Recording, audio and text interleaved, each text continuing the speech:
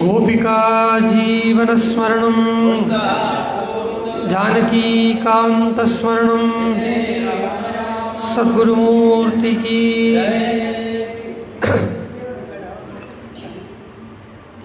गुरुर्ब्रह्मा गुरुर्विष्णुर्गुरुर्देवो महेश्वरः गुरुः साक्षात् परं ब्रह्म तस्मै श्री गुरवे नमः। व्यासं वसिष्ठनप्तारं शक्तेः पौत्रमकल्मषं पराशरात्मजं वन्दे सुखतादं तपोनिधिं। सदाशिवसमारम्भां शङ्कराचार्यमध्यमाम् अस्मदाचार्यपर्यन्तां वन्दे गुरुपरम्परां। श्रुतिस्मृतिपुराणानामालयं करुणालयं नमामि भगवत्पादशङ्करं लोकशङ्करं। लक्ष्मीनाथसमारम्भां नाथयामुनमध्यमाम् अस्मदाचार्यपर्यन्तां वन्दे गुरुपरम्परां। यो नित्यमच्युतपदाम्बुजयुग्मरुग्मव्यामोहतस्तदितराणि तृणाय मेने अस्मद्गुरोर्भगवतोऽस्य दयैकसिन्धोः श्रीरामानुजस्य चरणौ शरणं प्रपद्ये। भूतं सरस्य महताह्वय भट्टनाद श्रीभक्तिसारकुलशेखरयोगिवाहान् भक्ताङ्घ्रिरेणुः परकालयतीन्द्रमिश्रान् श्रीमत्पराङ्कुशमुनिं प्रणतोऽस्मि नित्यम्। जन्माद्यस्य यतोऽन्वयादितरतश्चार्थेष्वभिघ्नस्वराट् तेने ब्रह्महृदाय आदिकवये मुह्यन्ति यत्सूरयः। तेजोवारिमृदां यथा विनिमयो यत्र त्रिसर्गो मृषा धाम्ना स्वेन सदा निरस्तकुहकं सत्यं परं धीमहि। धर्मप्रोज्झितकैतवोऽत्र परमो निर्मत्सराणां सतां वेद्यं वास्तवमत्र वस्तु शिवदं तापत्रयोन्मूलनम्। श्रीमद्भागवते महामुनिकृते किं वा परीरीश्वरः सद्यो हृद्यवरुध्यतेऽत्र कृतिभिः शुश्रूषिभिः तत्क्षणात्। निगमकल्पतरोर्गलितं फलं शुकमुखादमृतद्रवसंयुतं पिबत भागवतं रसमालयं मुहुरहो रसिकाः भुवि भावुकाः। यं प्रव्रजन्तमनुपेतमपेतकृत्यं द्वैपायनो विरहकातर आजुहाव। पुत्रेति तन्मयतया तरवोऽभिनेतुः तं सर्वभूतहृदयं मुनिमानतोऽस्मि। यस्वानुभावमखिलश्रुतिसारमेघमध्यान्मदीपमदितितीर्षदां तमोन्धं संसारिणां करुणयाः पुराणगुह्यं तं व्याससूनुमुपयामि गुरुं मुनीनां। नारायणं नमस्कृत्य नरं चैव नरोत्तमं देवीं सरस्वतीं व्यासं ततो जयमुदीरयेत्। नमः पङ्कजनाभाय नमः पङ्कजमालिने नमः पङ्कजनेत्राय नमस्ते पङ्कजाङ्घ्रये। कृष्णाय वासुदेवाय देवकीनन्दनाय च नन्दगोपकुमाराय गोविन्दाय नमो नमः। नमो नमस्ते स्पृशभाय सात्वतां विदूरकाष्ठाय मुमुक्षुयोगिनां निरस्तसाम्यातिशयेन राधसा स्वधामनि ब्रह्मणि रंशसे नमः। किरातपूर्णान्द्रपुलिन्दपुल्कषा आपीरकण्कायवनाः कसादयः येऽन्ये च पापाः यदुपाश्रयाश्रयाः शुध्यन्ति तस्मै प्रभविष्णवे नमः।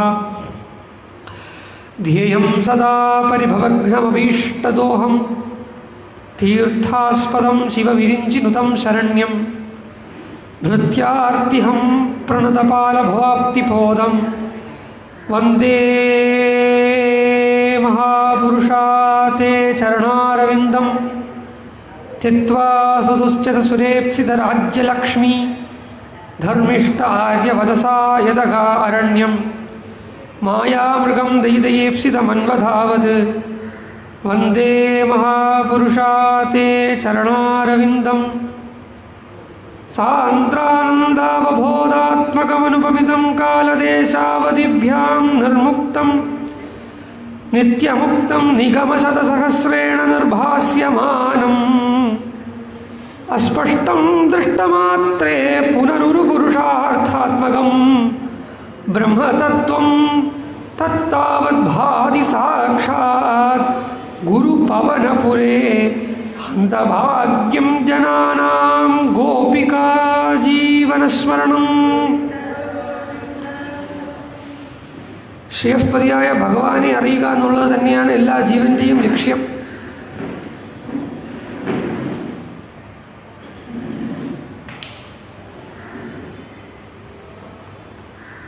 ഭഗവാനെ അറിയുക, ഭഗവന്മയമായി ജീവിക്കുക. എത്രത്തോളം ഭഗവാന്റെ അടുക്കൽ നമുക്ക് അടുക്കാൻ സാധ്യതയുണ്ടോ അത്രത്തോളം അടുക്കുക. അതിനുള്ള അവസരമാണ് ഇത്തരം സത്സംഗങ്ങൾ.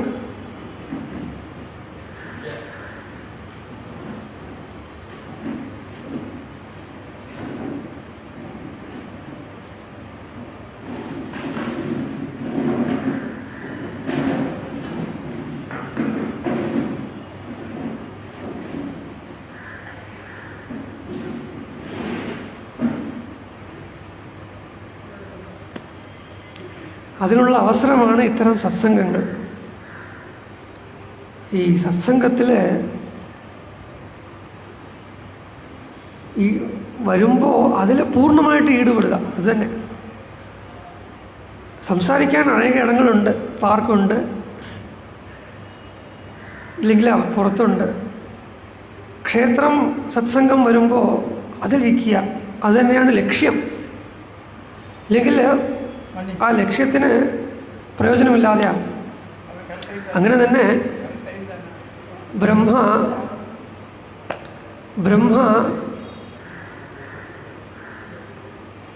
ആദിയിൽ ഭഗവാന്റെ കമലനാഭത്തിൽ നിന്നും ഒരു താമര മുട്ടുപോലെ ഭഗവാന്റെ നാഭിയിൽ നിന്നും ഒരു കമലം ഉത്പത്തിയായി. ആ കമലം ഉത്പത്തിയായി അതിനകത്ത് സർവ ജീവവാസനകളും അതിനകത്ത് ഉണ്ടായിരുന്നു.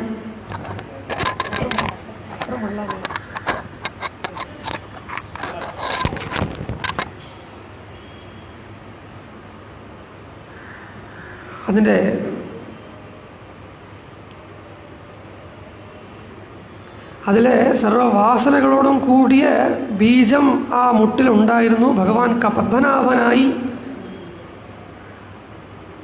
ശയനിച്ച് ഇരിക്കുന്നു കാരണോദകത്തിൽ.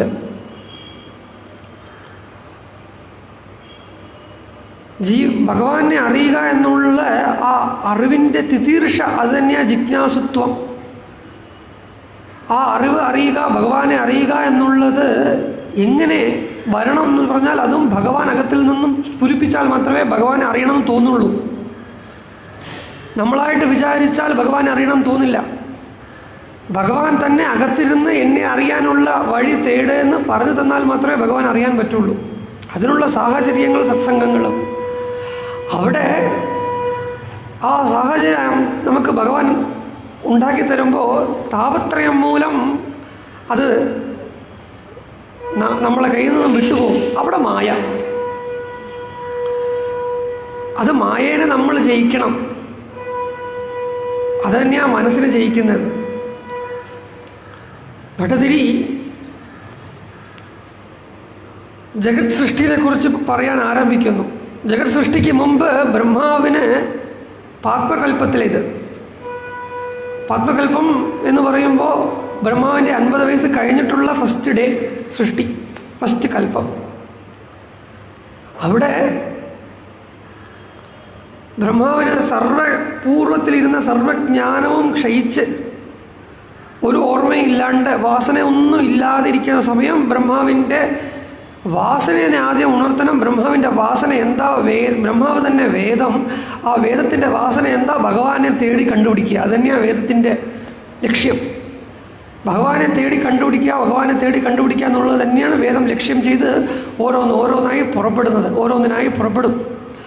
ആദ്യം വേദം കർമ്മകാണ്ഡം പറയും. ഹോമം ചെയ്യ്, കാമ്യാർത്ഥമായ ഹോമങ്ങൾ ചെയ്യുന്നൊക്കെ ആദ്യം പറഞ്ഞിട്ട് ഇതൊന്നും നിനക്ക് ശാശ്വതമായ പ്രയോജനം തരില്ല എന്ന് പറഞ്ഞ് നീ അകത്തോട്ട് നോക്കാൻ പറയും, പ്രേരിപ്പിക്കും.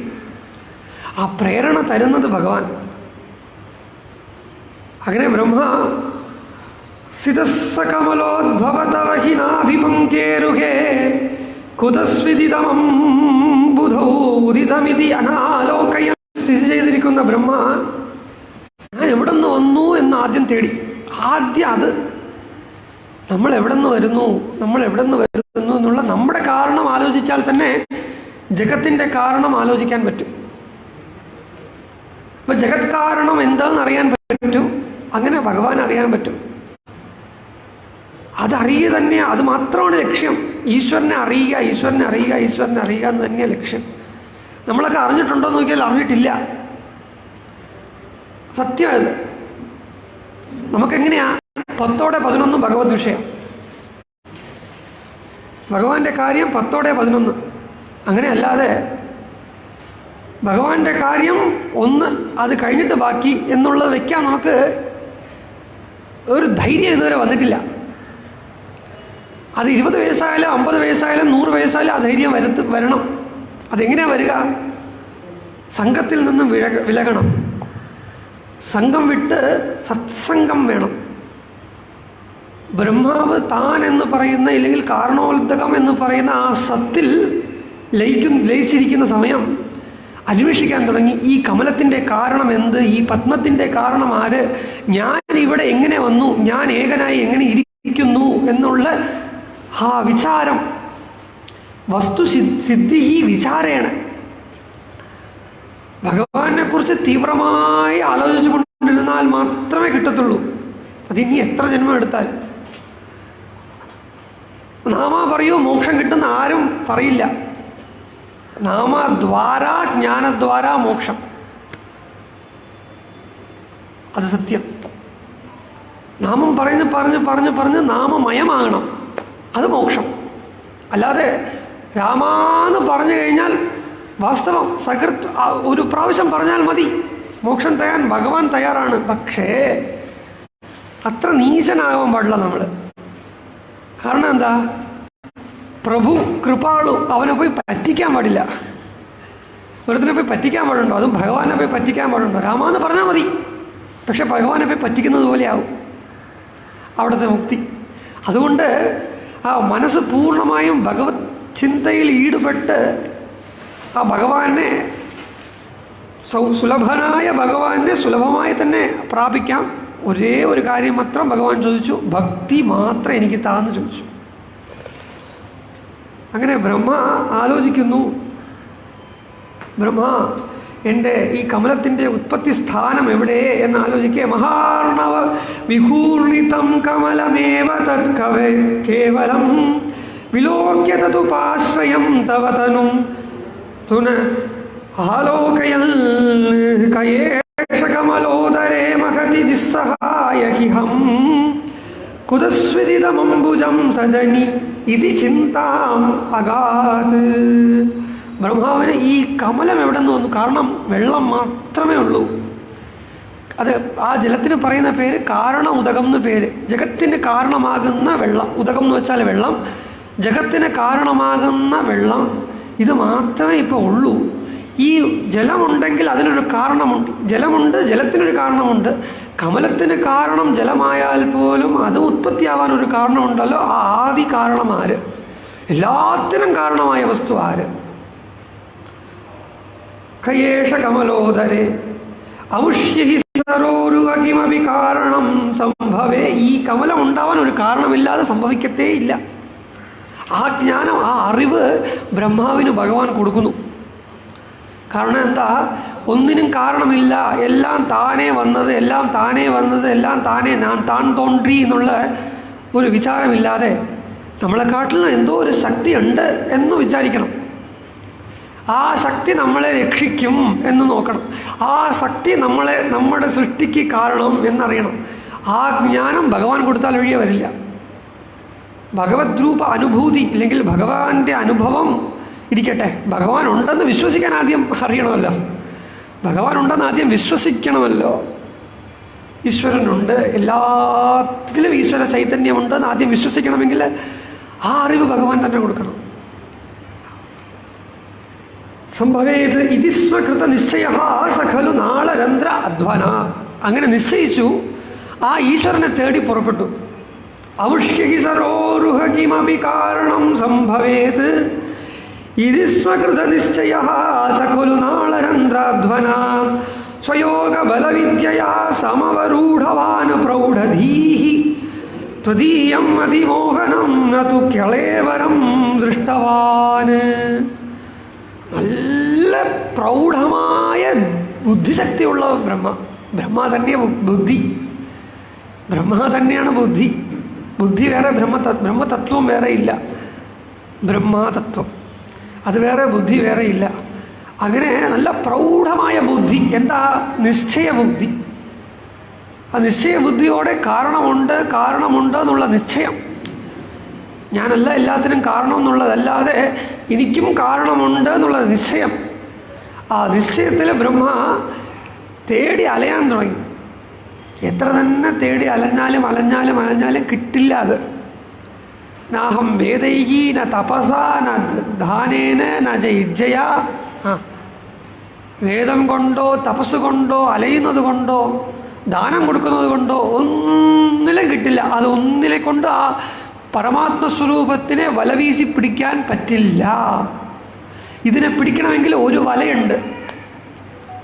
ആ വല കുറേ ചരട് കൊണ്ട് കെട്ടി വെച്ചിരിക്കുന്ന വല. ആ ചരട് അല്ലെങ്കിൽ നൂല് ഭക്തിസൂത്രം. ആ ഭക്തി കൊണ്ട് കെട്ടിയ വല കൊണ്ട് ഭഗവാനെ പിടിച്ചാൽ മാത്രമേ ഭക്തിസൂത്രോപനദ്ദഹ എന്ന് ഭഗവാൻ ഭക്തിയിൽ വശമായി ഹൃദയത്തിൽ ഇരിക്കും. അപ്പോൾ ഭഗവാനെ തേടി പുറത്തു പോകേണ്ട ആവശ്യം വരില്ല. ഭഗവാൻ ഹൃദയത്തിൽ തന്നെ സാക്ഷാത്കരിക്കും. ഹൃദയത്തിലിരിക്കുന്ന അന്തര്യാമിയായ ഭഗവാൻ പരിശുദ്ധമായ അമോഘമായ ജ്ഞാനം ഹൃദയത്തിൽ തന്നെ നിന്ന് സ്ഫുരിപ്പിക്കും. അങ്ങനെ ജ്ഞാനസ്ഫുരണം വരുമ്പോൾ അത് തന്നെയായിരിക്കും ഭഗവാൻ. അത് ജിജ്ഞാസുവിന് ജിജ്ഞാസുത്വം കൊടുക്കുന്നവൻ ഭഗവാൻ. ഈശ്വരനെ അറിയണം എന്നുള്ള ആ തോന്നൽ കൊടുക്കുന്നതും ഭഗവാൻ. ആ തോന്നൽ കൊടുക്കുന്നത് മാത്രമല്ലാതെ ആ തോന്നലിന് വേണ്ടിയിട്ട് സഹായിക്കുന്നതും ഭഗവാൻ.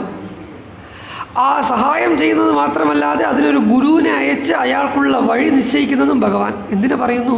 ആ ഗുരു തന്നെ ഭഗവാൻ. സ്വയം ആ ഗുരുരൂപനായി വരുന്നതും ഭഗവാൻ. അങ്ങനെ പുറത്ത് അലഞ്ഞ് ബ്രഹ്മ ആ നാഭി തൻ്റെ യോഗശക്തി കൊണ്ട്, അഷ്ടാംഗയോഗം കാരണം താൻ സിദ്ധിച്ചിരിക്കുന്ന ശക്തി കൊണ്ട് ആ നാളം വഴി താഴോട്ട് പോകുന്നു. താഴോട്ടേ പോകരുത്. എല്ലാവരും എന്താ പറയുന്നത്? മുകളിലോട്ട് പോകണം. ചിന്തയും ഉയർന്ന രീതിയിൽ ചിന്തിക്കണം. അതാ കാണിച്ചു തരുന്നത്. താഴോട്ട് പോകെ ഭഗവത് സാക്ഷാത്കാരം ഇല്ല. പക്ഷെ ചിന്താഗതി മുകളിലോട്ടും പോകണം. നമ്മുടെ ഗർവം താഴോട്ട് പോകണം. ഗർവം മുകളിലോട്ട് പോയി ചിന്ത താഴോട്ട് പോയാലോ? നല്ല പുഷ്ടിയായിരിക്കുന്ന വയലിലെ നെല്ല് വന്നാൽ ഉടനെ അത് താഴും. അതുപോലെ വിദ്യാദദാതി വിനയം. ഭാവം, ഉയർന്ന ഭാവവും അഹങ്കാരം ലവലേശമില്ലാതെ താഴെ ഇരിക്കണം. ഇത് കാണിക്കുന്നു ബ്രഹ്മ. താഴോട്ട് പോകെ ഇവിടെ ഭട്ടതിരി പറയുന്നു, നതു കളേവരം ദൃഷ്ടവാൻ. ഭഗവത് കളേവരം നതു ദൃഷ്ടവാൻ. ഭഗവാൻ കാണിച്ചു കൊടുത്തില്ല. താഴോട്ടല്ലേ പോകുന്നത്? താഴോട്ട് പോകാനായിട്ട് ഭഗവാൻ ഒരു ജീവനെ സൃഷ്ടിച്ചിട്ടില്ല. ഓരോരോ ജീവനും മുകളിലോട്ട് പോകണം എന്ന് തന്നെ ലക്ഷ്യം വെച്ച് ദുർലഭമായ ഈ മനുഷ്യ ജന്മം കിട്ടിയിട്ടും നമ്മളെങ്ങനെയാ താഴോട്ട് പോകും? അത് നമ്മുടെ ഒരു സ്വഭാവം. കാരണം വാസന, മൃഗീയമായ വാസന, മൃഗമായിട്ട് ചിന്തന, മൃഗമായിട്ടും തേളായിട്ടും പുഴുവായിട്ടും നണ്ടായിട്ടും പക്ഷിയായിട്ടും കാക്കയായിട്ടും കഴുകായിട്ടും എത്രയോ ജന്മം എടുത്ത് കഴിഞ്ഞു. പിന്നെ എന്താ? ആ വാസന ഒന്നും വിട്ടിട്ടില്ല. അതുകൊണ്ട് എന്താ? മനുഷ്യനായി ജനിച്ചാലും ആരെങ്കിലും ഒരു 10 രൂപ സമ്പാദിച്ചാൽ അവരുടെ അടുത്ത് അസൂയ. വീട്ടിൽ ആരെങ്കിലും 2 പേര് വന്നാൽ അവരെ കുറച്ച് കാണിക്കുന്ന പട്ടിയെ പോലെ. അതുകൊണ്ട് ആ വാസന വിടുന്നില്ല. അങ്ങനെ വാസന വിടാതിരുന്നാൽ ഉയർന്ന ഗതിയിലോട്ട് പോകാൻ. മനുഷ്യജന്മ ഭയങ്കരമായ ദുർലഭം ജന്മം. ദുർലഭോ മാനുഷോ ദേഹ ജന്തൂനാം നരജന്മ ദുർലഭം. എത്ര പ്രമാണം വേണം? വിവേക ചൂടാമണിയിൽ ആചാര്യാൾ പറയുന്നു ജന്തൂനാം നരജന്മ ദുർലഭം. അങ്ങനെ മനുഷ്യജന്മ കിട്ടിയിട്ടും ഇതിനെ പ്രയോജനപ്പെടുത്താതിരുന്നാലോ അതന്നെയാണ് ഭഗവാന് ചെയ്യുന്ന ഏറ്റവും വലിയ ദ്രോഹം. മനുഷ്യജന്മ കിട്ടിയതിൻ്റെ ലക്ഷ്യം ഭഗവത് പ്രാപ്തി ഏവ. അത് ചെയ്തില്ലെങ്കിൽ നമുക്ക് നമ്മളെ ദ്രോഹിക്കുന്നു. അത് തന്നെയാണ് ഭഗവാന് ചെയ്യുന്ന ദ്രോഹം. ഭഗവാനെ ദ്രോഹിക്കാതിരിക്കണം. അച്ഛനമ്മയെ ദ്രോഹിക്കുമോ കുട്ടികൾ? അതുപോലെ ഭഗവാനെ ദ്രോഹിക്കാതെ ഇരിക്കണമെങ്കിൽ മനസ്സിനെ ഈ 10-11 ഭഗവാൻ എന്നില്ലാതെ ഭഗവത് വിഷയം പ്രഥമം, അതിനുശേഷം ബാക്കി എന്നുള്ള ഒരു ദൃഢത സമ്പാദിക്കണം. ആരും സമ്പാദിക്കേണ്ടെന്ന് പറഞ്ഞിട്ടില്ല, ഉദ്യോഗത്തിന് പോകണ്ടെന്ന് പറഞ്ഞിട്ടില്ല. പോകുമ്പോഴും ഭഗവത് കൈങ്കര്യാർത്ഥം പോകുന്നു, ഭഗവത് കൈങ്കര്യാർത്ഥം പഠിക്കുന്നു. എന്നെ ഇങ്ങനെ പഠിപ്പിക്കുന്നു ഭഗവാൻ, അതുകൊണ്ട് ഞാൻ പഠിക്കുന്നു. എന്നെ ഇന്ന് ഒരു ജോലിയിൽ ഇരുത്തി ഭഗവാൻ, അതുകൊണ്ട് ഞാൻ ജോലി ചെയ്യുന്നു എന്നുള്ള കൃതജ്ഞത, ആ കൃതജ്ഞതാ സ്മരണം നിശ്ചയം വേണം. ബ്രഹ്മ താഴോട്ട് പോക ഭഗവാൻ ബ്രഹ്മാവിന് ദർശനം കൊടുത്തില്ല. തതസ്സകള നാളിക വിവര മാർഗയല്ലേ പ്രയസ്യ ശതവത്സരം കിമപി നയേവ സംദൃഷ്ടവാൻ നിവൃത്യ കമലോദരേ സുഖനിഷണ്ണയേകാഗ്രധീഃ സമാധി ബലമാദധേ ഭവദനുഗ്രഹ ഏകാഗ്രഹീ. താഴോട്ട് പോയി നോക്കിയിട്ട് എത്ര തന്നെ താഴോട്ട് പോയി എന്ന് പറഞ്ഞാൽ 100 സംവത്സരകാലം താഴോട്ട് പോയി എന്ന് പറഞ്ഞു. എത്ര കാലമോ? അനേക കൽപ്പകാലം താഴോട്ട് പോയി. ബ്രഹ്മാവിനെ ഭഗവാൻ കാണിച്ചു കൊടുത്തില്ല. ക്ഷീണിച്ചു, അവശനായി.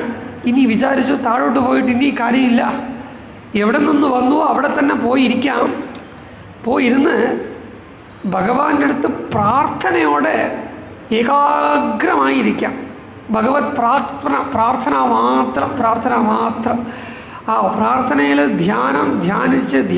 ധ്യാനിച്ച് ഭഗവന്മുഖമായി ഇരിക്കാം എന്ന് കൃപ ഭഗവാൻ അരുളി ചെയ്തു ബ്രഹ്മാവിന്. ബ്രഹ്മാവിൻ്റെ ഹൃദയത്തിൽ അങ്ങനെ ഒരു തോന്നൽ കൊടുത്തതും ഭഗവാൻ.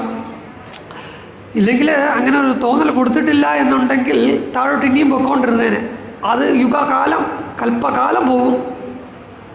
പക്ഷെ ആ തോന്നലിൽ നിന്നും ബ്രഹ്മാവിനെ മാറ്റി ഒരു ഗുരുവായിട്ട് അവിടെ ഭഗവാൻ ഹൃദയത്തിൽ നിന്നും തോന്നിപ്പിച്ചു. ഭഗവാൻ തന്നെ ബ്രഹ്മാവിൻ്റെ അടുത്ത് തോന്നിപ്പിക്കുന്നു. പോയി കമലത്തിൽ ഇരുന്ന് ഏകാഗ്രമായി ഭക്തി ചെയ്ത് ധ്യാനിച്ച് എൻ്റെ അനുഗ്രഹപ്രാപ്തി നേട് എന്ന് തോന്നിക്കുന്നു. അങ്ങനെ ബ്രഹ്മ ഭവത് അനുഗ്രഹ ഏക ആഗ്രഹി. വേറെ ഒന്നും ബ്രഹ്മാവൻ ആഗ്രഹമില്ല. സൃഷ്ടി ചെയ്യണം എന്നാഗ്രഹമില്ല, സരസ്വതീനെ അടുത്തിരുത്തണം എന്നാഗ്രഹമില്ല, സരസ്വതി വായിക്കുന്ന വീണാഗാനം കേൾക്കണം എന്നാഗ്രഹമില്ല, എന്നെ എല്ലാവരും പിതാമഹൻ എന്ന് വിളിക്കണം എന്നാഗ്രഹമില്ല, പരമേഷ്ടിയാകണം എന്നാഗ്രഹമില്ല, ബ്രഹ്മ പദവിയിലും ആഗ്രഹമില്ലാതെ ഒരേ ഒരാഗ്രഹം ഭവദനുഗ്രഹൈക ആഗ്രഹി. നിന്റെ അനുഗ്രഹം മാത്രം ആഗ്രഹിച്ചുകൊണ്ട് സതേന പരിവത്സരൈഃ ദൃഢസമാധിബദ്ധോല്ലസത് പ്രബോധ വിശദീകൃതഃ സഖലു പത്മിനീ സംഭവകാലഃ അദൃഷ്ടചരമദ്ഭുതം തവ ഹി രൂപം അന്തർദൃശാ വ്യചഷ്ട പരിതുഷ്ടധീഃ ഭുജഗഭോഗഭാഗാശ്രയം. അങ്ങനെ ശതസംവത്സര കാലം ബ്രഹ്മ ഭഗവാന്റെ അനുഗ്രഹത്തിനായി യാചിച്ച് കരഞ്ഞ് ആ ഭക്തി കാരണം ഭഗവാൻ അനന്തപത്മനാഭൻ ഭോഗശായി, ഭോഗീന്ദ്രശായി. ഇങ്ങനൊരു കീർത്തനമുണ്ട് സ്വാതന്ത്ര്യനാൾ മഹാരാജാവിൻ്റെ. ഭോഗീന്ദ്രശായിനം പുരുകുശലധായിനം എന്നൊരു കീർത്തനം. പുരുഷം ശാശ്വതം കലയേ ഒരു കീർത്തനം. ആ ഭോഗീന്ദ്രശായി ഭോഗശയനത്തിൽ, ഭോഗം എന്ന് വെച്ചാൽ ഭോഗ എന്ന് പറഞ്ഞാൽ പാമ്പന് അർത്ഥമുണ്ട്, ഭോഗം എന്ന് വെച്ചാൽ സകല സൗഖ്യം എന്ന് ഒരർത്ഥമുണ്ട്. അങ്ങനെ ഭഗവാൻ പത്മനാഭൻ ബ്രഹ്മാവിന് പുറത്ത് കണ്ണുകൊണ്ട് കാണിച്ചു കൊടുത്തു എന്നല്ല പറയുന്ന, ഹൃദയത്തിൽ സാക്ഷാത്കാരമായി എന്ന് പറഞ്ഞു. അന്തര്യാമിയായ ഭഗവാൻ അന്തരത്തിൽ അനന്തൻ കാണിച്ചു കൊടുത്തു. എങ്ങനെ കാണിച്ചു കൊടുത്തു എന്ന് പറഞ്ഞു. കിരീടമകുടോല്ലസത്കടകഹാരകേയൂരയുഗ്മണിസ്ഫുരിതമേഖലം സുപരിവീത പീതാംബരം കളായ കുസുമപ്രഭം ഗളതല ഉല്ലസത് കൗസ്തുഭം വപുസ്തത് ഐഭാവയേ കമലജന്മനേ ദർശിതം. ഭട്ടതിരി നമ്മളെല്ലാവരെയും ധ്യാനിക്കാനായി വിളിക്കുന്നു. ഭഗവാൻ ബ്രഹ്മാവിന് കാണിച്ചു കൊടുത്ത ആ ദർശനം നമ്മളെയൊക്കെ ധ്യാനിക്കാനായിട്ട് ഭട്ടതിരി വിളിക്കുന്നു. ഭഗവാൻ എങ്ങനെ കാണിച്ചു കൊടുത്തു എന്ന് പറയുകയാണ്. അനന്തശയയായി, സനകാദി സേവ്യനായി, സർവയോഗീഗണ വന്ദ്യനായി, നാരദാദികളും ഭീഷ്മാദികളും ജയ ജയ ജയ ജയ എന്ന് ജയഘോഷം ചെയ്യ്. ഋഷികളെല്ലാവരും സപ്തഋഷികളെല്ലാവരും ചുറ്റി വര നിന്ന് സൂക്താദികൾ കൊണ്ട്, പുരുഷസൂക്താദികളെ കൊണ്ട് ഭഗവാന് സ്തോത്രം ചെയ്യ്. ഭാഗവതാളെല്ലാവരും നാമസങ്കീർത്തനം ചെയ്യ്.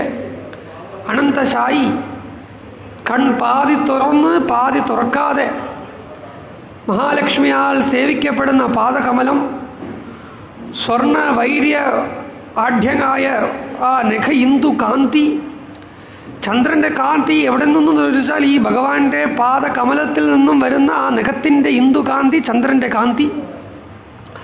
ആ ചന്ദ്രപ്രകാശത്തിനും അധികമായ നഖകാന്തി. കാലിൽ വൈരങ്ങൾ പതിപ്പിച്ച സ്വർണത്തിനും വെല്ലുന്ന കാന്തിയോട് കൂടിയ മോതിരങ്ങൾ. കാലിലെ സർവലോകേശ്വരൻ താൻ എവിടെ വന്നാലും അറിയണം എന്ന് പറഞ്ഞിട്ട് ആഭരണമായി ഭൂഷിച്ചിരിക്കുന്ന കൊലുസ്. പട്ടു പീതാംബരം, സൂര്യപ്രകാശത്തിനെയും വെല്ലുന്ന പീതാംബരം. ആ പീതാംബരത്തിൻ്റെ പ്രകാശം തന്നെയാണ് സൂര്യനിൽ പ്രതിപാദിച്ച് സർവലോകത്തിനെയും പ്രകാശിക്കുന്നതായിരിക്കുന്ന പീതാംബരം. സർവലോകേശ്വരനായതുകൊണ്ട് വൈരം നവരത്നം പതിച്ച ഉദ്യാനം. വലിയതായുമില്ല ചെറുതായുമില്ല എന്ന് പറയുന്ന പത്മനാഭം, കമലം പോലിരിക്കുന്ന നാഭം. അതിൽ നിന്നും ഒരു താമര തണ്ട്, ആ താമര തണ്ടിൽ നിന്നും ആ താമര വിടർന്നിരിക്കുന്നു. ആ താമരയിൽ ബ്രഹ്മ ഇരുന്ന് കണ്ണടച്ചുകൊണ്ടിരിക്കുന്നത് ബ്രഹ്മ അന്തർഹൃദയത്തിൽ കാണുന്നു. നല്ല വിരിഞ്ഞ വക്ഷസ്ഥലം. ആ വക്ഷസ്ഥലത്തിലെ മഹാലക്ഷ്മി, കമലമയൻ ഭഗവാൻ. വക്ഷസ്ഥലത്തിലെ ഒരു കമലം, ആ കമലത്തിലെ ഒരു മഹാലക്ഷ്മി, അവളെ കമല. അവളുടെ കയ്യിൽ 2 കമല, അവളുടെ കണ്ണ് 2 കമലം പോലെയുള്ളത്. കഴുത്തിലെ കൗസ്തുഭമണി. കൗസ്തുഭമണി മാത്രമല്ലാതെ സർവലോകേശ്വരനായതുകൊണ്ട് ഉയർന്ന ഉയർന്ന ആഭരണങ്ങൾ. ആ ആഭരണങ്ങൾക്ക് മോഹിച്ചു പോകാതിരിക്കാൻ, അതിനെക്കാട്ടിലും ആഭരണത്തിലെ മോഹിച്ചു പോകാതിരിക്കാൻ അതിനെക്കാട്ടിലും മോഹനമായ ഭഗവാന്റെ മന്ദസ്മിതം, അവ്യാജമായ മന്ദസ്മിതം. ഭക്തരൊക്കെ എന്തു പറയുന്നോ അത് കേൾക്കാൻ വേണ്ടിയിട്ടുള്ള കാത്, അതിലെ കുണ്ഡലം. ആ കാതോട് ഒട്ടി ഭഗവാന്റെ കേശഭാരങ്ങൾ വീണ് കിടക്കുന്നു. അനന്തശായി, സർവഭോഗീന്ദ്രശായി. കൈ തലയിൽ വയ്ക്കാതെ ഉയർന്ന വെൽവെറ്റ് വസ്ത്രം കൊണ്ട് ഉണ്ടാക്കിയിരിക്കുന്ന ഒരു ഉപബർഹം, തലയണി, തലവയ്ക്കാൻ. കിരീടം, ജ്വലിക്കുന്ന സ്ഫുരത് കിരീടം, രത്നത്താൽ പതിപ്പിച്ച കിരീടം, സൂര്യസ്പർദ്ധി കിരീടം എന്ന് പറയുന്നത് പോലെ കിരീടം. ഭഗവാൻ മുകളിലോട്ട് തന്നെ നോക്കിക്കൊണ്ടിരിക്കുന്നു. നോക്കിയാൽ അതിൽ 1000 ഫണാമണികളോടുകൂടി ആദിശേഷൻ്റെ പാമ്പ് രത്നം ഉണ്ടല്ലോ, നാഗരത്നം എന്ന് പറയുമല്ലോ, ആ നാഗരത്നത്തിൽ ഓരോന്നിലും മഹാലക്ഷ്മിയുടെ മുഖം പ്രതിപാദിപ്പിക്കുന്നു. ആ മഹാലക്ഷ്മിയുടെ മുഖം തന്നെ ഇങ്ങനെ നോക്കിക്കൊണ്ടിരിക്കുന്നു ഭഗവാൻ. ചുറ്റിലും ദേവതകളൊക്കെ പുഷ്പവർഷം ചെയ്യുന്നു. സർവദേവതകളും പുഷ്പവർഷം ചെയ്യേ ഭോഗീന്ദ്രശായിയായി ശ്രീ പത്മനാഭൻ ബ്രഹ്മാവിന് ഹൃദയത്തിൽ സാക്ഷാത്കാരം കൊടുത്തു. ശ്രീ പത്മനാഭം ആശ്രയാമി അനന്തപുരേ സ്ഥിരം വാസയാമി.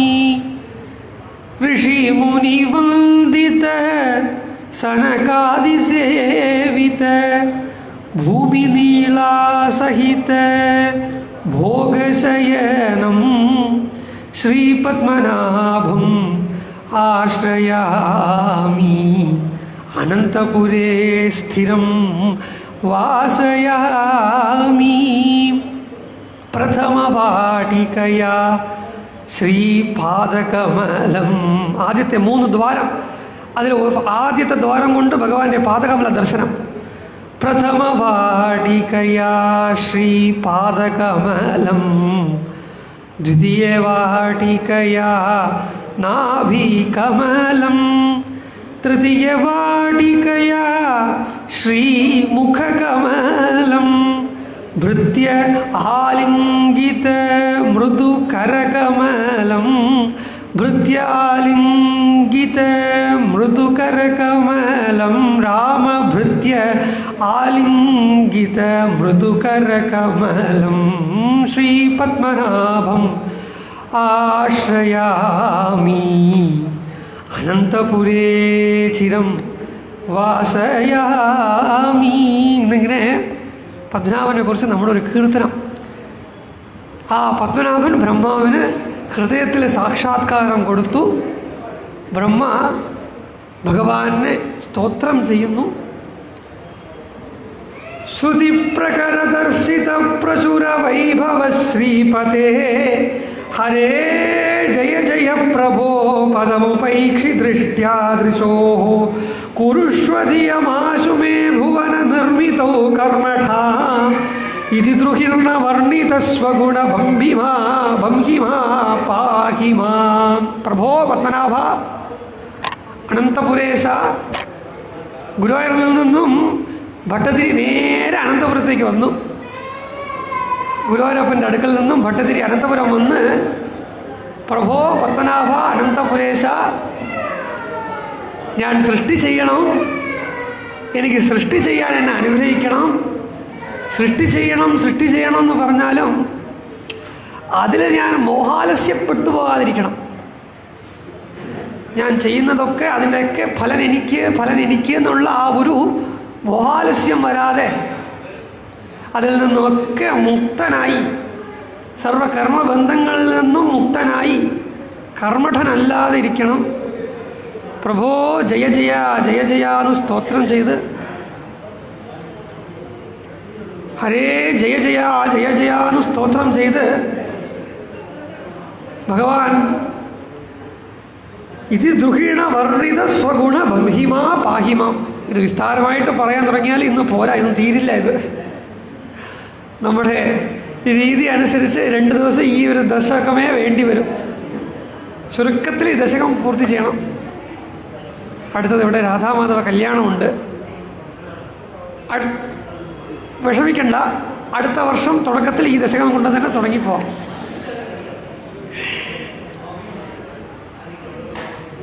ജയ ജയാന്ന് സ്തോത്രം ചെയ്യ്. ഭഗവാൻ അനുഗ്രഹം കൊടുത്തു. എൻ്റെ അനുഗ്രഹം കൊണ്ട് ബ്രഹ്മാവെ നിങ്ങളെന്നെ കണ്ടു, എൻ്റെ അനുഗ്രഹം കൊണ്ട് ഈ സ്തോത്രം ചെയ്തു, എൻ്റെ അനുഗ്രഹത്താൽ നിങ്ങൾ സൃഷ്ടി ചെയ്യും, എൻ്റെ അനുഗ്രഹത്താൽ ഈ കർമ്മത്തിൽ നിന്നും മോചിതനാവും. സത്യം, എൻ്റെ അനുഗ്രഹം, എല്ലാം എൻ്റെ അനുഗ്രഹം മാത്രം. അങ്ങനെ ബ്രഹ്മാവിന് ഭഗവാൻ അനുഗ്രഹിക്ക്. ലവസ്വഭുവനത്രയീ രചന ദക്ഷതാം അക്ഷതാം ഗൃഹാണമതനുഗ്രഹം കുരുതവത്സ ഭൂയ വിധേ ഭവത്വഖില സാധനീമയി ച ഭക്തിഃ അത്യുത്കഥാ ഇതി ഉദീര്യ ഗരിം ആദധാഃ മുദിതചേതസം വേധസം. ലഭസ്വ ഭുവനത്രയീ രചന ദക്ഷതാം അക്ഷതാം. അക്ഷയമായ എൻ്റെ അനുഗ്രഹം എപ്പോഴും ഉണ്ട്. ആ അനുഗ്രഹം കൊണ്ട് ഈ ഭുവനത്രയവും സൃഷ്ടിക്കണം. എങ്ങനെയുള്ള സൃഷ്ടി?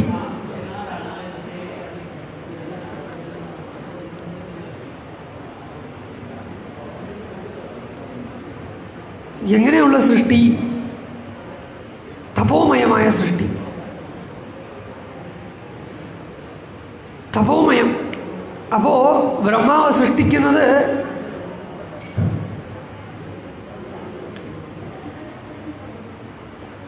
ബ്രഹ്മ സൃഷ്ടിക്കുന്നത് മനുഷ്യരെ അല്ല, ബ്രഹ്മ സൃഷ്ടിക്കുന്നത് ജീവനെ അല്ല, ബ്രഹ്മ സൃഷ്ടിക്കുന്നത് ഒരു ജഡത്തെ അല്ല. നമ്മളിപ്പോൾ ഒരു മനസ്സിൽ ഹൃദയത്തിൽ എന്ത് ഭാവമാണോ ഉള്ളത് ഒരു കളിമണ്ണെടുത്ത് വെച്ച് ചെയ്യാൻ തുടങ്ങിയാൽ അത് തന്നെ വരും എന്നതുപോലെ ഭഗവാൻ എങ്ങനെ സൃഷ്ടി ആരംഭിക്കുന്നു? തപോമയമായ സൃഷ്ടി. ആ തപോമയമായ സൃഷ്ടിയിൽ ഭാഗവതം പറയുന്നു, ഭഗവദ്ധ്യാനഭൂതേന മനസാന്യ തതോ സൃജത്.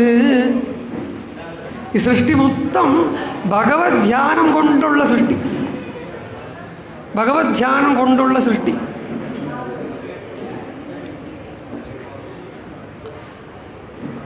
ഈ സൃഷ്ടി മൊത്തം ഭഗവത് ധ്യാനം കൊണ്ടുള്ള സൃഷ്ടി.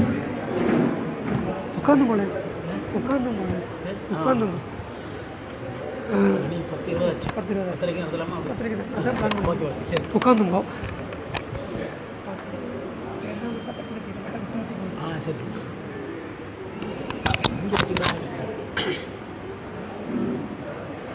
സൃഷ്ടി മൊത്തം ഭഗവത് ധ്യാനം കൊണ്ടുള്ള സൃഷ്ടി. അപ്പോൾ ബ്രഹ്മാവിൻ്റെ സൃഷ്ടിയൊക്കെ ഭഗവത് അംശം. മനസ്സിൽ ഭഗവാനെ സാക്ഷാത്കരിച്ചുകൊണ്ട് ബ്രഹ്മ സൃഷ്ടി ആരംഭിക്കുന്നു എന്ന് പറഞ്ഞാൽ നമ്മൾ ഒന്നുമില്ല, ഇവിടെ നിന്ന് പത്മനാഭസ്വാമിനെ കണ്ടിട്ട് തിരിച്ച് വീട്ടിൽ വന്ന് എന്തൊക്കെ വൃത്തികൾ ചെയ്താലും, ഇല്ലെങ്കിൽ ഗുരുവായൂർ അമ്പലത്തിൽ പോയി ഗുരുവായൂരപ്പനെ കണ്ടിട്ട് വീട്ടിൽ വന്നാലും, ലോകകാര്യങ്ങൾ ഇടപെട്ടാലും ആ മനസ്സ് പൂർണ്ണമായും ഗുരുവായൂരപ്പൻ മയമായിട്ടിരിക്കും. ഹർഷാവതാരം അതിനും തുല്യം വിഭവാവതാരം, ഇല്ലെങ്കിൽ പരമപദനാഥൻ. അങ്ങനെ ഭഗവാന്റെ സാക്ഷാത്കാരത്തിന് ശേഷം ബ്രഹ്മാവിനെ എവിടെ നോക്കിയാലും ഭഗവാൻ തന്നെ. സൂര്യനെ കണ്ടിട്ട് എവിടെയെങ്കിലും നോക്കിയാൽ ആ സൂര്യപ്രകാശം തന്നെ വട്ടമായിട്ട് നിൽക്കുന്നത് പോലെ ഭഗവാനെ സാക്ഷാത്കരിച്ച് കഴിഞ്ഞു. ഇനി എല്ലായിടത്തും ഭഗവാൻ മയം. അപ്പോൾ ബ്രഹ്മ സൃഷ്ടി ഭഗവത് സൃഷ്ടിയവ, ഭഗവാൻ തന്നെ ബ്രഹ്മാവ് സൃഷ്ടി ചെയ്യുന്നതൊക്കെ ഓരോന്നും ഈശ്വര രൂപം. ഇങ്ങനെ ഈശ്വര രൂപം ഓരോന്നായും ബ്രഹ്മ സൃഷ്ടി ചെയ്യ സർവം ബ്രഹ്മമയം. ഓരോരോ എല്ലായിടത്തിലും ചൈതന്യ രൂപേണ ഭഗവാൻ വസിക്കുന്നു എന്നുള്ളതിന് പ്രമാണം ഇതാണ്. ശതം കൃതതപസ്തതഃ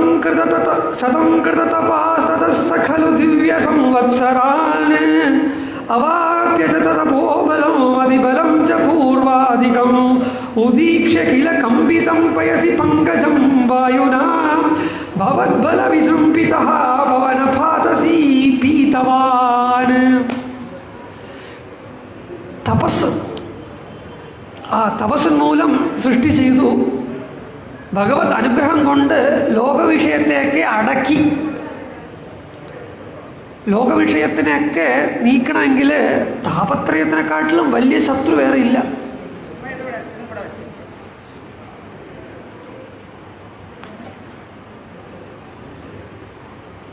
താപത്രയത്തിനെക്കാട്ടിലും വലിയ ശത്രു വേറൊന്നുമില്ല. ഇതൊക്കെ ഓരോ താപത്രയം. ഭഗവത് അനുഗ്രഹം വേണം, അനുഗ്രഹം കിട്ടണം. അത് ഭഗവാനും നമുക്കും കോമ്പറ്റീഷൻ. എത്രത്തോളം ഭഗവാന്റെ അടുത്ത് ഈടുപെടുന്നു എന്ന് ഭഗവാൻ നോക്കുന്നു. ഒരു പരീക്ഷണം, അതിൽ നമ്മൾ തോറ്റു കൊടുക്കാതിരിക്കുക, അത്രയേ ഉള്ളൂ. ആ അനുഗ്രഹത്തെ കൊണ്ട് തന്നെ താപത്രയത്തിനെ ജയിക്കണം.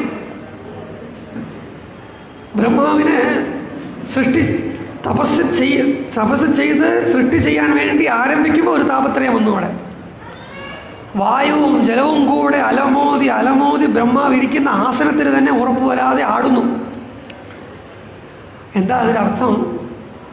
ലോകവിഷയം ബാധിക്കപ്പെട്ടാൽ നമ്മുടെ ബുദ്ധി സ്ഥിരതയില്ലാതെ അങ്ങോട്ട് പോകണോ എന്ന് ആടും. അപ്പോൾ ആ ആട്ടത്തിൽ ലോകവിഷയത്തിന് അടിമയായി കഴിഞ്ഞാൽ ബുദ്ധി പിന്നെ സ്ഥിരതയിലേ എത്തില്ല.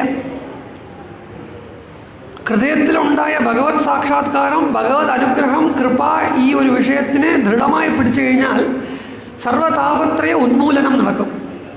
അങ്ങനെ ലോകവിഷയമായ ജലത്തിനെയും വായുവിനെയും ഭഗവാൻ പീതവാന് കുടിച്ചു, അടക്കി എന്നർത്ഥം. കുടിച്ചു എന്ന് പറഞ്ഞാൽ എന്താ? സർവ്വകാരണോദയത്തിനെ എടുത്ത് കുടിക്കാൻ പറ്റുമോ? അങ്ങനെയല്ല, അതിനെ അടക്കുക. ലോകവിഷയത്തെ, ലോകവ്യവഹാരത്തെ കുറച്ചു നേരമെങ്കിലും അടക്കുക. ഒരു ഭജനയ്ക്കിരിക്കുമ്പോൾ, ഒരു പ്രവചനത്തിനിരിക്കുമ്പോൾ, കഥ കേൾക്കാനിരിക്കുമ്പോൾ, അമ്പലത്തിൽ പോകുമ്പോൾ ആ സമയത്തിൽ അടക്കുക. അത് തന്നെയാണ് അവിടെ പീതവാന്. അതിനെ അടക്കി. ആ ജലത്തിൻ്റെയും വെള്ളത്തിൻ്റെയും ആ ചലനം, മനസ്സിൻ്റെ ചലനമടക്കി, ബുദ്ധിയുടെ ചലനമടക്കി ആ ബുദ്ധിയെ നിശ്ചയതത്വത്തിൽ തന്നെ ആക്കി വെച്ചു. തവൈവ കൃപയാ പുനഃ സരസിജേന തേനൈവ സഹ പ്രകൽപ്യ ഭുവനത്രയീം പവൃവൃതേ പ്രജാ നിർമ്മിതോ തഥാവിധ കൃപാഭരഃ ഗുരുമരുത്പുരാധീശ്വരഃ ത്വമാശു പരിപാഹി മാം ഗുരുദയാ ഈക്ഷിതൈഃ. ഹേ ഗുരുവായൂരപ്പ, കൃഷ്ണ, ഇത്രയും ബ്രഹ്മാണ്ഡമായി വ്യാപിച്ചിരിക്കുന്ന ഈ ജഗത്തിനെ ബ്രഹ്മ സൃഷ്ടിച്ചത് ഭവദനുഗ്രഹാത്, ഭവത്കൃപയാത്, ഭവത്കൃപയായൈവ ഈ സൃഷ്ടി. ഇത്രയും ബ്രഹ്മസൃഷ്ടി, ബ്രഹ്മാവിന് സർവ്വതാപത്രയത്തെയും നീക്കിക്കൊടുത്ത് ബ്രഹ്മാവിന് സൃഷ്ടി ചെയ്യാൻ വേണ്ടി അനുഗ്രഹം ചെയ്ത ഗുരുവായൂരപ്പ കൃഷ്ണ, സംസാര രോഗത്തിൽ ഞാൻ ബാധിച്ച് കിടക്കുകയാണ്. ഞാൻ നിപതിതനായി കിടക്കുകയാണ്. സംസാരം എന്നെ, സംസാര നക്രം, നക്രം എന്ന് പറഞ്ഞാൽ മുതല, ഈ സംസാര നക്രം എൻ്റെ കാലിനെ പിടിച്ച് പിടിച്ച് പിടിച്ച് പിടിച്ച് വലിക്കുകയാണ്. അങ്ങനെ അത് വലിക്കാതെ എനിക്ക് ഗജേന്ദ്രൻ അനുഗ്രഹം കൊടുത്തതുപോലെ, ബ്രഹ്മാവിന് അനുഗ്രഹം കൊടുത്തതുപോലെ എനിക്ക് ഈ സംസാരത്തിൽ നിന്നൊന്ന് ഉയർന്നു വരണം എന്ന് ആഗ്രഹമുണ്ട്. ആ സംസാരത്തിൽ നിന്ന് ഉയർന്നു വരണം എന്ന് പറഞ്ഞാൽ ദേഹാദി ചിന്തകളെ വിട്ട്, മനസാദി അന്ധഃകരണങ്ങളെ വിട്ട്, മനസ്സും ശരീരവും ധനവും ഒക്കെ ഭഗവാന് വേണ്ടിയിട്ട് എന്നുള്ള ദൃഢത എനിക്ക് തന്ന്, ഈ ശരീരം ഭഗവാൻ തന്നിരിക്കുന്നത് ഭഗവാന് വേണ്ടി കൈങ്കര്യം ചെയ്യാനാണെന്നും, ഈ ബുദ്ധി ഭഗവാൻ തന്നിരിക്കുന്നത് ഭഗവത് വിഷയമായ നിശ്ചയം വരാൻ വേണ്ടിയിട്ടാണെന്നും, ഈ മനസ്സ് എനിക്ക് തന്നിരിക്കുന്നത് സദാ നിന്നെ വിചാരിച്ചു കൊണ്ടിരിക്കാൻ വേണ്ടിയിട്ടാണെന്നും, കൈ തന്നിരിക്കുന്നത് ക്ഷേത്ര കൈങ്കര്യം ചെയ്യാൻ, കാല് തന്നിരിക്കുന്നത് ക്ഷേത്രാടനം ചെയ്യാൻ, കണ്ണ് തന്നിരിക്കുന്നത് ഗുരുവായൂരപ്പനെ കാണാൻ, കാത് തന്നിരിക്കുന്നത് ഭഗവത് കഥ കേൾക്കാൻ, വായ തന്നിരിക്കുന്നത് കഥ പറയാൻ. അങ്ങനെ എൻ്റെ ജഡമായ ഈ ശരീരം, ഒന്നിനും പ്രയോജനപ്പെടാതിരിക്കുന്ന ഈ ശരീരം, പ്രാണൻ പോയി കഴിഞ്ഞാൽ ചിതയിൽ വെച്ച് എരിക്കും, ഇല്ലെങ്കിൽ കുഴിയിൽ വെച്ച് മൂടും. അങ്ങനെ ഇരിക്കുന്ന ഈ ശരീരം ഒന്നിനും പ്രയോജനപ്പെടാതിരിക്കുകയാണ്. അതിനെ പ്രയോജനപ്പെടുത്തി തരണം. ഞാൻ എൻ്റെ സാമർഥ്യം കൊണ്ട് അത് പ്രയോജനപ്പെടില്ല. നീ എനിക്ക് കൃപ ചെയ്താൽ മാത്രം, ആ കൃപ കൊണ്ടൊന്നു മാത്രം ഇത് പ്രയോജനപ്പെടും. മണ്ണിൽ വെച്ചിരിക്കുന്ന ചെടി താനെ വളരില്ല, വെള്ളം ഒഴിച്ചു കൊടുക്കണം.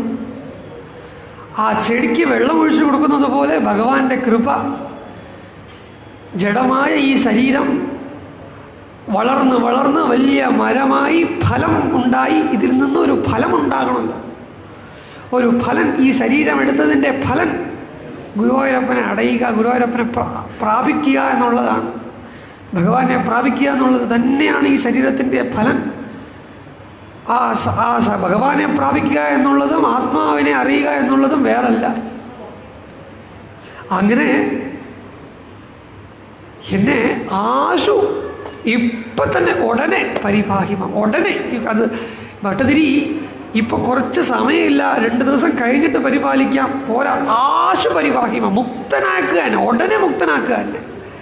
ഉടനെ ശരീരചിന്തയിൽ നിന്നും, ബുദ്ധിചിന്തയിൽ നിന്നും, മനസ്സിൽ നിന്നും, ഇന്ദ്രിയ വിഷയ സുഖങ്ങളിൽ നിന്നുമൊക്കെ എന്നെ ഉടനെ ഗുരുവായൂരപ്പ മുക്തിയാക്ക്. അത് തന്നെയാണ് എനിക്ക് ബാധിച്ചിരിക്കുന്ന രോഗം. ഈ വാതരോഗം എന്ന് പറയുന്നത് അതിൻ്റെ ഒരു ഉപലക്ഷിതം, അതിൻ്റെ ഒരു കാണിച്ചു കൊടുക്കുന്നതേ ഉള്ളൂ. എത്ര രോഗം എന്നെ ബാധിച്ചിരിക്കുന്നു. വാതരോഗം എന്താ? ഒന്നുമില്ല. ബാക്കിയുള്ളതിനൊക്കെ നോക്കുമ്പോൾ ഒരു വലിയ മലയുടെ മുമ്പിൽ ഒരു ചെറിയ മണ്ണ് കൊണ്ട് ഒരു കൂന്നു കൂട്ടി വയ്ക്കുന്നത് പോലെയുള്ളൂ വാതരോഗം. ശരിയായ സംസാര രോഗത്തിൽ ചുറ്റി ചുറ്റി ചുറ്റി ചുറ്റിയിരിക്കുന്ന എനിക്ക് ഗുരുവായൂരപ്പ ഈ ചുറ്റിൽ നിന്നും ആശു പരിപാഹിമ ഇപ്പം തന്നെ ഉടനെ പരിപാലനം ചെയ്യും. എനിക്ക് ഇനി താങ്ങില്ല, ഇനി കഴിയില്ല എനിക്കെന്ന് ബ്രഹ്മ പ്രാർത്ഥിക്കുന്നതിനകം ഭട്ടതിരി ഇവിടെ പ്രാർത്ഥിക്കുന്നു. നീ പ്രാർത്ഥിക്കുക, എന്നെ മുക്തനാക്ക് എന്ന് പറയാൻ ഞാനെന്താ, നീ എന്നിൽ എന്താ കണ്ടത് ഭട്ടതിരി? എന്നെ മുക്തനാക്ക് എന്ന് നീ പറയുന്നു. എനിക്കിപ്പം തന്നെ എനിക്ക് മുക്തി വേണമെന്ന് പറയുന്നു, രോഗത്തിൽ നിന്നുമുള്ള മോചനം വേണമെന്ന് പറയുന്നു. ഭട്ടതിരി എന്നിൽ എന്താ കണ്ടേ? എന്നിൽ എന്ത് വിശേഷമാണ് നീ കണ്ടേ? എന്ത് വിശേഷം? ലോക സൃഷ്ടികർത്ത സർവശക്തൻ എന്നുള്ള വിശേഷം കണ്ടോ? ഇല്ല. സർവശക്തനായ എനിക്കെന്ത് സർവകർമ്മ ഫലപ്രദം എന്നുള്ള ഒരു ഗുണം കണ്ടോ? അതെനിക്കെന്ത്? അതുകൊണ്ടുള്ള പ്രയോജനം എന്താ? നീ സർവശക്തനായിരിക്കെ, സർവകർമ്മ ഫലപ്രദനായിരിക്കെ, സർവസ്രഷ്ടാവായിരിക്കെ, സർവഭോക്താവായിരിക്കെ, എനിക്കതൊന്നും എനിക്ക് വേണ്ടതല്ല. നിൻ്റെ ഒരേ ഒരു ഗുണം, ആ ഒരേ ഒരു ഗുണം കൊണ്ട് മാത്രം നിൻ്റെ അടുത്ത് വരുന്നു. ആ ഒരു ഗുണം നിൻ്റെ അടുത്തിൽ മാത്രമേ ഉള്ളൂ. അത് നിൻ്റെ അടുത്ത് വന്നാലേ അതിൻ്റെ പ്രയോജനം എനിക്ക് അനുഭവിക്കാൻ പറ്റുള്ളൂ. ആ ഗുണം എന്തെന്ന് നിനക്കറിയില്ല. കാരണം നീ കണ്ടിട്ടുള്ള ആരുടെ അടുത്തും ആ ഗുണമില്ല. നീ കണ്ടിട്ടുള്ള ആരുടെ അടുത്തും ഞാൻ ഈ പറയാൻ പോകുന്ന ഗുണമില്ല ഗുരുവായൂരപ്പ. നിൻ്റെ അടുത്ത് മാത്രമേ ഉള്ളൂ ആ ഗുണം. ആ ഗുണം എന്താ? ഹേ കൃപാഭര, കൃപ കൃപ കൃപ കൃപ. ഈ കൃപ എന്നുള്ള ഗുണം, ഈ കൃപ കൊണ്ടുള്ള ആനന്ദം ഗുരുവായൂരപ്പനെ അനുഗ്രഹിക്കാനുള്ള ഭാഗ്യമില്ല. സർവജ്ഞനാണ് ഗുരുവായൂരപ്പൻ, പക്ഷേ കൃപ എന്ത്, അനുഗ്രഹം എന്തെന്ന് ഗുരുവായൂരപ്പൻ അറിഞ്ഞിട്ടില്ല. കാരണം ഗുരുവായൂരപ്പനെ അനുഗ്രഹിക്കുന്ന ഒരുത്തനില്ല. അങ്ങനെ അത് അനുഭവിക്കാൻ ഞാൻ നിന്നെക്കാട്ടിലും ഭഗവാനെക്കാട്ടിലും ഭക്തൻ കോടീശ്വരൻ, ഭഗവാനെക്കാട്ടിലും ഭക്തൻ ഭാഗ്യവാൻ. ഭഗവാന് ശരണം പ്രാപിക്കണം എന്ന് പറഞ്ഞാൽ ആരുമില്ല. അവിടെ സമുദ്രക്കരയിൽ നിന്നിട്ട് രാമൻ സമുദ്രത്തിന് ശരണം ചെയ്തു. ശരണാഗതി ചെയ്യാൻ അറിയില്ല, അങ്ങനെ ശരണം ചെയ്തു. ഉടനെ സമുദ്രരാജൻ അവിടെ നിന്ന് ഓടി വന്ന് രാമൻ്റെ കാലിൽ വന്ന് വീണു. ആ ഒരു വിഷയത്തിൽ മാത്രം ഭഗവാൻ ധനികനല്ല. നമുക്കെന്ന് പറഞ്ഞാൽ നമുക്ക് പിടിയായിട്ട് ഒന്നുണ്ട്, നമുക്ക് ആലംബനമായ ഒന്നുണ്ട്, നമുക്ക് നാഥനായ ഒന്നുണ്ട് എന്ന് പറയാം. ഭഗവാനോ സർവനാഥൻ, അവന് നാഥനായ ആരുമില്ല എന്നുള്ളത് കൊണ്ട് ഭഗവാൻ എന്ത് പറയുന്നു? നമ്മളൊക്കെ ഭഗവാന്റെ നാഥനായെടുക്കുന്നല്ലോ, നമ്മളൊക്കെ ഭഗവാന്റെ പരാധീനനായിട്ട് കിടക്കുന്നല്ലോ. ഭഗവാൻ നോക്കി, എനിക്കൊരു നാഥൻ വേണം, ഞാനും പോയി ആശ്രയിക്കുന്ന ഒരുത്തൻ വേണം എന്ന് പറഞ്ഞ് വിചാരിച്ചു. എനിക്ക് ആരാ നാഥനായിട്ടുള്ള ഒരാളുണ്ട്. അഹം ഭക്തപരാധീന, ഞാൻ എൻ്റെ നാഥൻ ആരാ? ഭക്തൻ എനിക്ക് നാഥൻ. ഞാൻ ഭക്തർക്ക് ഞാൻ നാഥൻ, ഭക്തർ എനിക്ക് നാഥൻ. അങ്ങനെ ഭഗവാന്റെ അടുത്ത് കൃപ മാത്രം യാചിച്ച് നാരായണീയം പഠിക്കുന്നത് രോഗമോചനമാണ്. ഏത് രോഗം? സംസാര രോഗമോചനം. അതൊരു പരമ ഔഷധമാണ്. ഭക്തി വർദ്ധന ഔഷധം, ഭഗവത് പ്രാപ്തികര ഔഷധം. ഭഗവാന്റെ അടുക്കൽ നമ്മളെ കൊണ്ട് ഇരുത്തുന്ന, അത് പോയി അതിന് ഫ്ലൈറ്റ് പിടിച്ച് പോവാം. കൈലാസത്തിലൊക്കെ ഫ്ലൈറ്റ്, ഹെലികോപ്റ്ററിലൊക്കെ പോകുന്നുണ്ട്, അത് വേണ്ട. പിന്നെയോ ഭഗവാനെ നമ്മളെടുത്ത് കൊണ്ടിരുത്തണം. നമ്മൾ പോകാൻ പാടില്ല, നമ്മളിരിക്കുന്ന സ്ഥലത്ത് ഭഗവാൻ തേടി വന്ന് അനുഗ്രഹം ചെയ്യണം. അതിന് പറ്റിയ ഒരു കയറാണ് നാരായണീയം എന്ന് പറയുന്ന പ്രബന്ധം. ഇതിന് പ്രബന്ധം എന്ന് പേര്. പ്രകർഷേണ ബന്ധനം, ബന്ധമാണിത്. എന്തിനുള്ള ബന്ധം? സംസാര ബന്ധമല്ല, ഭക്തനും ഭഗവാനും തമ്മിലുള്ള ബന്ധം പ്രബന്ധം. ആ ബന്ധം ഇവിടെ നരഹരി മാതാജി ഇരിക്കുന്ന കാലം തൊട്ട് ഇപ്പോഴും ഉണ്ട്, ഒന്നും പോയിട്ടില്ല, ഇവിടെ തന്നെ ഉണ്ട്. മാതാജിയാൽ ഏർപ്പെടുത്തപ്പെട്ട ഈ സപ്താഹം മാതാജിയുടെ അവസാനം ഒരു 2 വർഷം 3 വർഷം 2 വർഷം മുമ്പ് മാതാജിയുടെ പാദഛായ ആശ്രയിക്കാനുള്ളൊരു ഭാഗ്യം കിട്ടി. അങ്ങനെ മാതാജിയുടെ അനുഗ്രഹം എൻ്റെ അടുത്ത് ആജ്ഞ ചെയ്തിരിക്കുകയാണ്. ഞാനിരിക്കുന്നത് വരെ ഇത് നീ ചെയ്തുകൊണ്ട് പോകണം. പത്മനാഭൻ മാമൻ്റെ അടുത്ത് പാരായണവും എൻ്റെ അടുത്ത് പ്രവചനവും. ആ ഒരു വാക്ക് അത് സാധിക്കാനായിട്ട് ആ മാതാജിയുടെയും ഭഗവാന്റെയും അനുഗ്രഹം തന്നെ വേണം, അല്ലാതെ നമ്മളെ കൊണ്ട് സാധിക്കില്ല. ഇവിടെ പറയുന്നതും ഭഗവാൻ എന്ത് സ്ഫുരിപ്പിക്കുന്നു അത് തന്നെയാണ്, അല്ലാതെ വേറൊന്നും എനിക്കറിയില്ല. ഹൃദയത്തിൽ നിന്നും വരുന്നത് അങ്ങനെ നിങ്ങളുടെ അടുത്ത് പറഞ്ഞു, അത്രേ ഉള്ളൂ. ഈ സ്പീക്കർ ഈ മൈക്കിന് ശബ്ദം കൊടുക്കുന്നത് പോലെ അതൊന്നുമില്ല. എങ്ങനെയാണ് ഇത് സപ്താഹ പാരായണത്തിൻ്റെ പ്രവചനത്തിൻ്റെ പ്ലാനിങ് ഒന്നും ചെയ്തില്ല. ഒന്നും വന്നു ഇരുന്നു പറയാൻ തുടങ്ങി. നോക്കിയപ്പോൾ ഒരു ദിവസം നോക്കിയപ്പോഴത്തേക്കും ടക്ക് ടക്ക് ടക്ക് ടക്ക് എന്ന് 7 ദിവസം തയ്യുന്നു പൂർത്തിയായി. 9 ദശകമേ ഒന്നുള്ളൂ. അങ്ങനെ ഗാഠമായ ഭഗവത് അനുഭവം നാരായണീയം 9 ദശകമായി. അതുതന്നെ ആശ്ചര്യം. അത്ര ഭക്തി പോരാന്നർത്ഥം. ചൈതന്യ മഹാപ്രഭുവിനൊക്കെ ഒരു ശ്ലോകം മുമ്പോട്ട് പോവില്ല എന്ന് പറയുന്നു. 9 ദശകമായതേ ആശ്ചര്യം. ഇതേപോലെ അടുത്ത വർഷം ഇന്നലെ പറഞ്ഞതുപോലെ കാക്ക, നമ്മൾ മൃഗത്തിൻ്റെ സ്വഭാവത്തിലിരിക്കുകയാണ്. അറ്റ്ലീസ്റ്റ് കാക്കയുടെ സ്വഭാവമെങ്കിലും എടുക്കാം. എന്താ, കാക്ക തനിയെ ഭക്ഷണം കഴിക്കില്ല. കാ കാ കാ കാ എന്ന് കൂവി വിളിച്ച് ഒരു 10 കാക്കയെങ്കിലും ഇല്ലാതെ കാക്ക ഭക്ഷണം കഴിക്കില്ല. അതുപോലെ ഇതൊരു അമൃതം, നാരായണീയ അമൃതം. ഈ അമൃതപാനം അടുത്ത വർഷവും ഇനിയുള്ള വർഷങ്ങളിലും എല്ലാവരും വന്നിരുന്ന് നിങ്ങൾ നടത്തിത്തരണം. നമ്മളാരും എല്ലാവരുമായിട്ട് ഭഗവത് കൃപയിലെ ഒരു പാത്രമാവുന്നതേ ഉള്ളതിൽ എല്ലാവരും ചേർന്ന് നടത്തുന്ന നാരായണീയം. ഇവിടെ യജ്ഞാചാര്യനും ഇല്ല, എന്താ ഇവിടെ പറയില്ലേ അവരൊക്കെ, എന്താ പ്രഭാഷകനും ഇല്ല, പറയുന്ന ആളുമില്ല, കേൾക്കുന്ന ആളുമില്ല, പ്രബന്ധവും ഇല്ല, എല്ലാം നാരായണമയം. അതുകൊണ്ട് എല്ലാവരുമായി ചേർന്ന് ഭഗവാൻ അർപ്പിക്കുന്ന ഒരു അർപ്പണം, അതേ ഉള്ളൂ നാരായണീയം. ഗോപികാ ജീവനസ്മരണം.